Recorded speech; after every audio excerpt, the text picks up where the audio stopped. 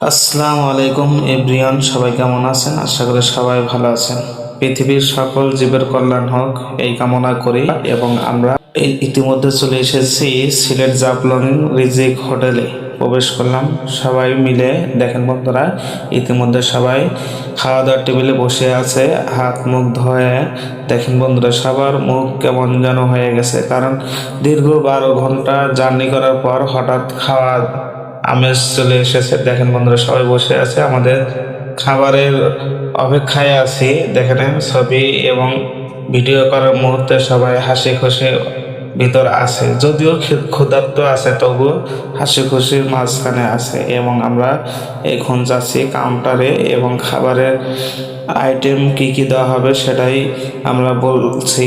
বন্ধুরা দেখেন, ভিডিওটা যদি ভালো লাগে অবশ্যই লাইক কমেন্ট শেয়ার করবেন। এবং আমরা সিলেট জাফলং যাওয়ার পর খুবই আনন্দ উপভোগ করলাম।